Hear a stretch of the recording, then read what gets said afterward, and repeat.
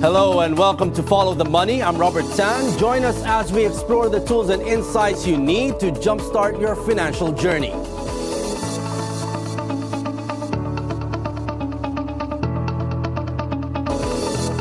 Today on Follow the Money, we're tackling the sakto lang mindset that holds too many Filipinos back from building real lasting wealth.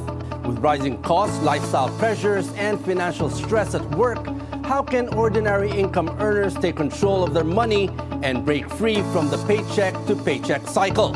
And joining us to share practical, game-changing strategies is David Angway, a registered financial planner from RFP Philippines. From smart starter moves to dangerous money myths and even why educated Filipinos still fall for scams, we're breaking it all down. Welcome to Follow the Money, David. Thank you for joining us. Thank you again, Robert, for having me. Yes, we need to really get started on how people can learn in terms of following the money and gaining wealth. But let's start with this, David. What separates people who stay stuck in that cycle of the sakto lang mindset from those who eventually build real wealth, even if they both started from the same salary? Well, the sakto lang mindset is like coming from the survival. But yes. the people who are really building wealth are obsessed with three questions. So number one is, how do I grow my money?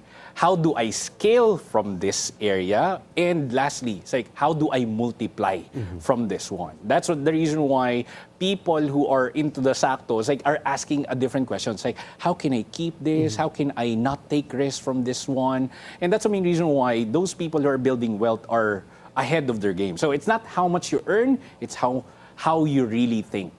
Now, David, you've worked with countless employees across industries. What's one money mistake that most people don't even realize they're making until it's too late? Well, they think that income is equivalent to wealth. Well, you know what? That doesn't mean that you earn a lot. That means your future will be better. Because if you are earning really good right now and your lifestyle is actually inflating faster than your salary increase, then you're going to be running on red. It means that you're going to be in debt sooner or later. That's why most people nowadays who will be receiving their bonuses this last quarter will not invest. They will only pay their credit card debts because of that mistake. Now, a lot of people are thinking that budgeting means cutting back or depriving themselves. Wow. How can we reframe budgeting so it actually feels empowering and not limiting? Well, budgeting means proper allocation. So that means freedom plan. Well, for me, without budgeting, you are not aware where your money is coming in or where your money is going out. And that's the main reason why having control means having power. And with those people, let me give you a study right now, that those people who are currently unhappy nowadays with their money means they're not doing their budget. That's the reason why it's correlated with your happiness level.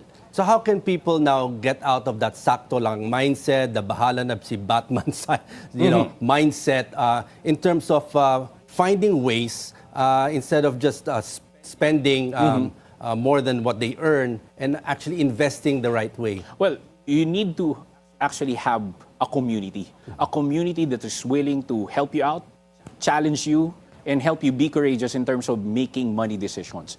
Because if you're going to be stuck within your current community and you're the wealthiest among all those 5 people, then you might not be able to end up in having, or you might not be able to level up your game in terms of the money mindset that you got. When you say community, is that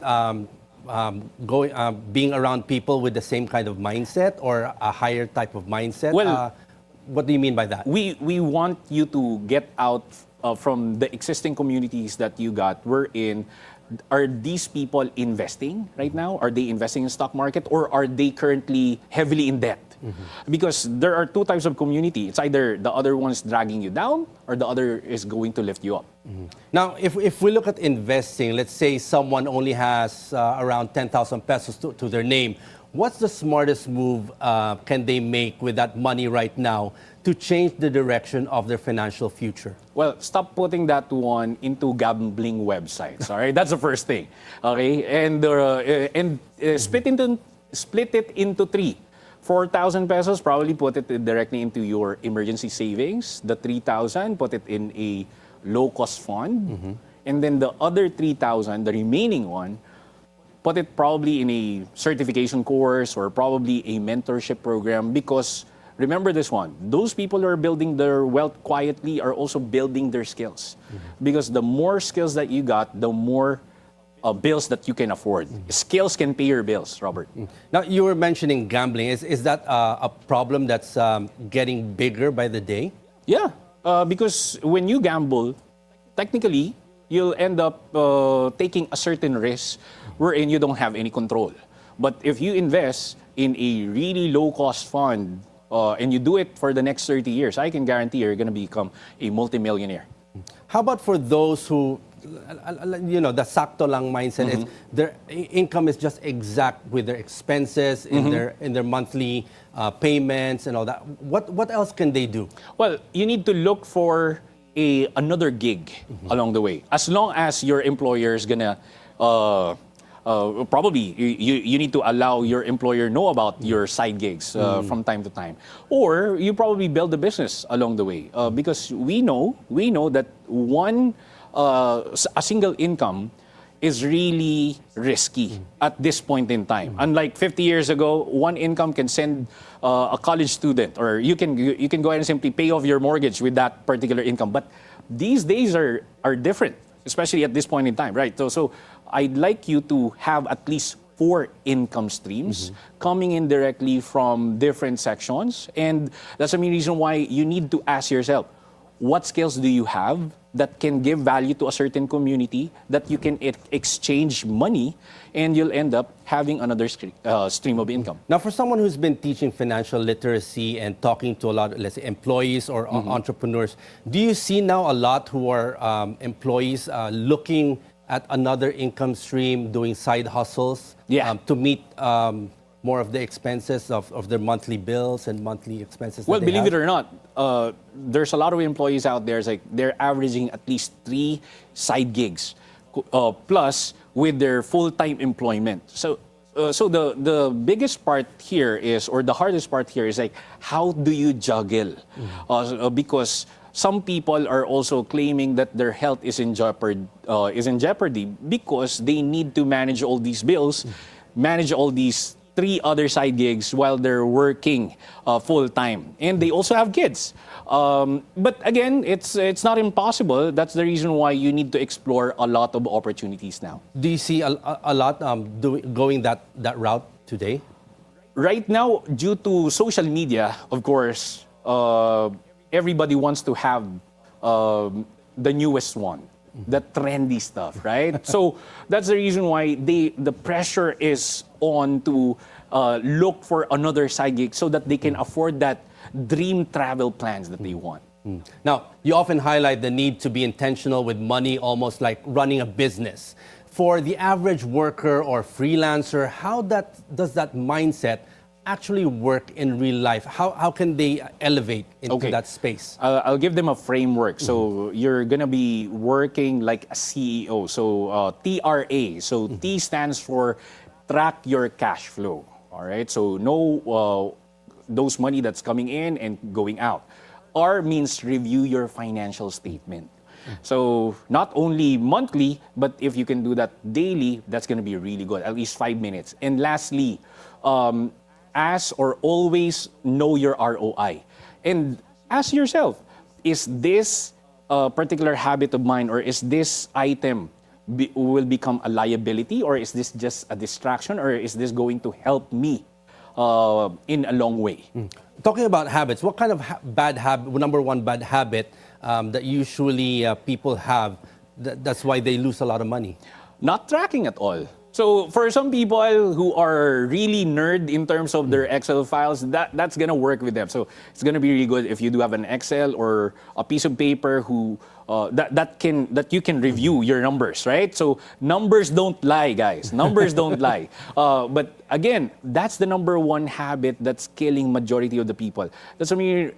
In contrary to that one, a lot of Filipinos are doing mental accounting. If you ask them, Robert, how many % of all of your annual income went directly into food? They will also ask, I'm not pretty sure. Probably roughly 50, 60%, or 70%. Well, that's really big amount of money if you're going to be considering that one. Well, on that point, there's a lot of pressure on that. But let's talk about now the advent of social media, technology, AI.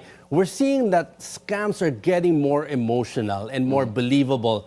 Why do even smart, educated Filipinos still fall for them? And what's the mindset shift we need to stop being easy targets in the social media space? Well, because scammers target emotions. They don't target logic at all.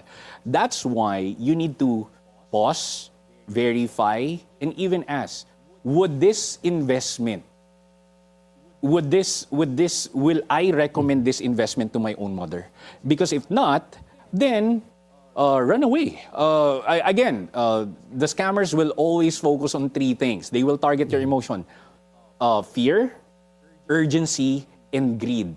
If all those things hit, then you run away from that particular investments. Now, how can we educate them so as not to fall for that for these scams? Well, for those people who are currently watching right now, you always ask, is this licensed? Okay, if you're talking directly to a person, definitely, are you a licensed individual who is willing or who can actually sell this one? Because sort of like a generalized guide. Yes, because if you're not licensed, then definitely fidelity, fiduciary, it will be thrown out of the window. So if they're not licensed, then say goodbye directly to them. Next thing. If and when, because these scammers will always focus on testimonials. So there's a social proof that you can earn at least 300% in 1 week. Here's what you need to understand. It's like, how does the business grow its money? Because if it's coming directly from people coming in through recruitment, then it might going to be really a scam, not because of the product, but because of all the recruitment money will only pay for the people along the way. Again, following the saying, if it's too good to be true. That's correct. If it's too good to be true, then run away. It's not like, so true. be it. It's like, that's correct. Yeah, but that's pretty hard. But now, David, you've led financial wellness workshops for companies in your experience. What happens when employers take their workers' financial stress seriously? And what happens when they don't? Well, number one, when they care, absenteeism drops. The loyalty increases. And lastly, the bottom line of the company also improves. But when the company doesn't really care about its people, there's going to be quiet quitting. There's going to be a lot of burnout. And probably lastly, is like attrition will also increase. We've been hearing a lot about that quiet quitting. What does it actually mean for the average viewer right now? Well, for those people who are currently in that situation, they probably go to work just to have a salary. They don't really compete. They don't really collaborate. They don't actually give too much value anymore directly to the company. They just go home, or they go to work, go home, and then be back. And then for the next 5 years, they won't be experiencing any promotions at all. Now, looking at the stresses of employees before when employees apply for a job, it's usually what they look at is IQ. Now Yes. we also look at EQ. How important is the balance of when someone's hiring someone with a high IQ would also have a high emotional quotient? You know what, Robert? It's like there's this saying that there's no easy job, right? Looking at the EQs of the current generation right now, it's like we need to have a strong, resilient workforce. Because if not, then more attrition will happen. The company will suffer, and the productivity will also decline. Now, we were talking a while ago about pressures of spending. Now, there is that pressure of now to look rich, the travel now, the YOLO, the gadgets, the brunches. Now, what's your advice for resisting this kind of lifestyle pressure, especially when it feels like everyone else is leveling up? Well, let me go straight to the point. It's like everybody deserves that luxury spending along the way from time to time. But don't do that every single month or you're going to be running on red, you're going to be running on debt. Some people, they're financing their lifestyle through debts. And imagine that. It's like, and they cannot get out for about a decade. And that's why you don't want to do that. Now, social media is just a highlight reel, not a balance sheet. Ika nga. So that's the main reason why I'm encouraging those people who are listening. It's like, build your wealth quietly while other people are chasing clout loudly. Well, yeah, but there's also reports saying that here in the Philippines, there's a growing problem about higher credit, people borrowing more than they can actually pay.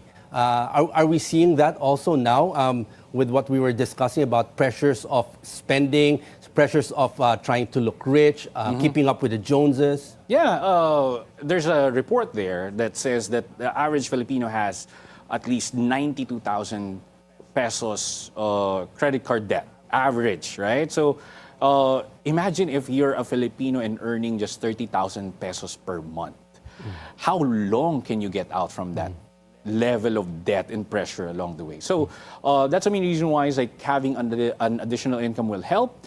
But again, it's like you need to have discipline to get out, the courage to move out, and then ask for a community. Watch Follow the Money and learn something new, right? So, and that's the main reason why it's like it would be better for you to level up your game before the end of December 2025. Yeah. I want to discuss more on how we people can get out of that trap. But before that, David, we're just getting warmed up. Follow the Money returns after a short break.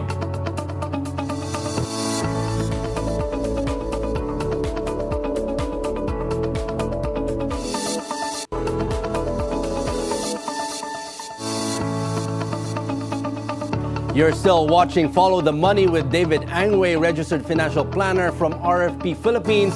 And he's still with us, breaking down the Sakto lang mindset and sharing real-world strategies to build wealth regardless of income level. Now, David, I wanted to discuss about how can people get out of that trap of the pressures of spending more than what they earn.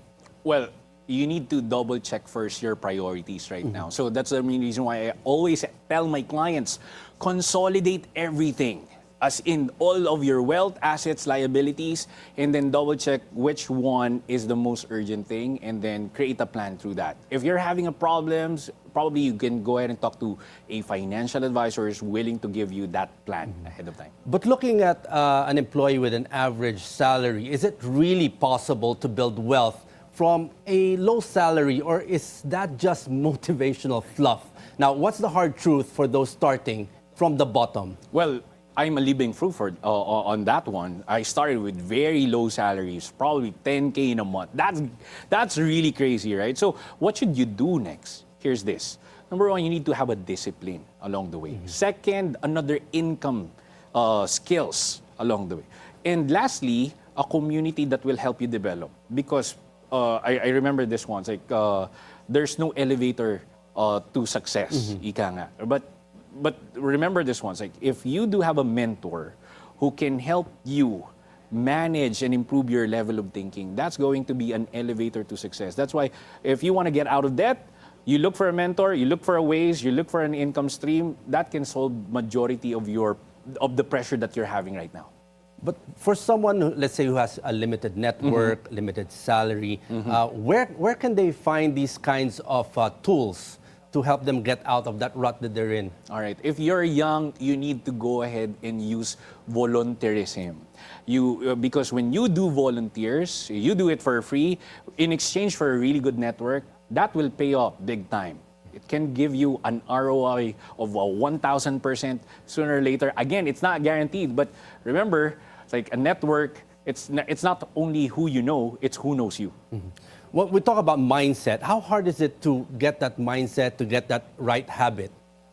Well, you need to change your environment. If you're probably living in a shanty level, okay, no offense to that one, maybe you can go directly and have a different environment wherein you feel different, you smell different, you look different, and sooner or later it will become a habit and an identity. And that soon you'll be able to make some really good decisions, and that will pile up. Compounding interest will pay off. David, if someone's watching today, could only commit to one new money habit for the next 6 months, what would you recommend and why that kind of habit? Well, track your expenses, because when you know where your money is going, you do have the power to make a decision to change it, improve it, or double down to it. And when you make that type of decisions, 6 months from now, I can guarantee you're going to be a lot happier. Do you see a lot of employees, a lot of entrepreneurs making that mistake still over and over again? Yes, because they are probably not lazy, but they are overwhelmed with tons of things that's going on within their personal and business life. That's the reason why it's like, if you're currently experiencing that one, ask somebody, probably a secretary, or if you're just starting, probably you ask your mom, your dad to be your accountability partner to help you manage your finances. That's good. In your view, what's the most dangerous money myth we've grown up believing, and what belief should replace it if we want to move forward? Well, that money is the root of all evil. Whoever is teaching you about that one, that's leading you to poverty. Replace it with money is a tool that can create an impact. The more you manage well, the more you can serve better. With the advent of AI, a lot of people are saying we can't escape it. Is it one part of those tools that everybody needs to learn now in terms of getting ahead in the social media space, in the tech space?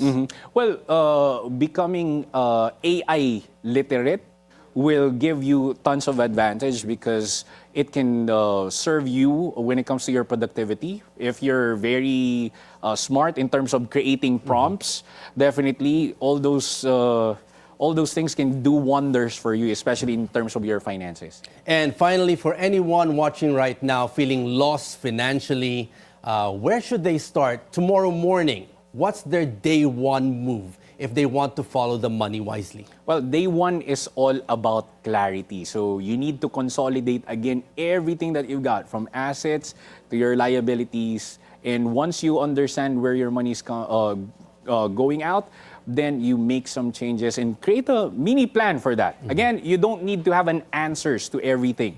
So you need to you need to create an action so that you can have more information. Okay, let's get to the fun part, David. We have what we call the rapid fire questions. All You right. just need to say yes or no. Go. No need to explain. So let's start. Is retail therapy ever a legit money move? Yes or no? Yeah. Is it okay to lie about your salary to avoid libre expectations? Yes or No. no? Okay. Is financial confidence hotter than looks? Yes. Is it okay to fall in love but not merge bank accounts? Yes. Do you think having a savings account is more attractive than having a six-pack? Oh, man, no. No? Okay. Is splitting the bill on a first date a green flag?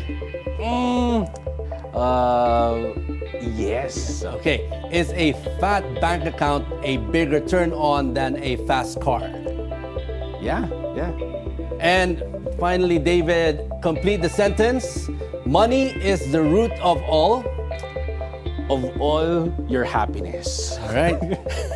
Thank you, David, for joining us and your insights. Hope it really helps a lot of our average Pinoys who really want to get out of that rut and really start building wealth the right way. All right, Thank you. Thank you so much again, Robert, and follow the money. All right, for having me. Okay, thank you very much, David Angway, for joining us on Follow the Money. Your practical money tips made building wealth feel doable, not daunting. And before we go, a child laborer once chose to break from inherited struggle. In his Gospel of Wealth, steel magnate Andrew Carnegie, the former child laborer, said, "I was hungry, I was beaten, but I had something nobody could take from me, my mind and a plan to change my life." And that's it for today's edition of Follow the Money. I'm Robert San. Thanks for watching. Keep it here on BNC, the Bilyonaryo News Channel. you.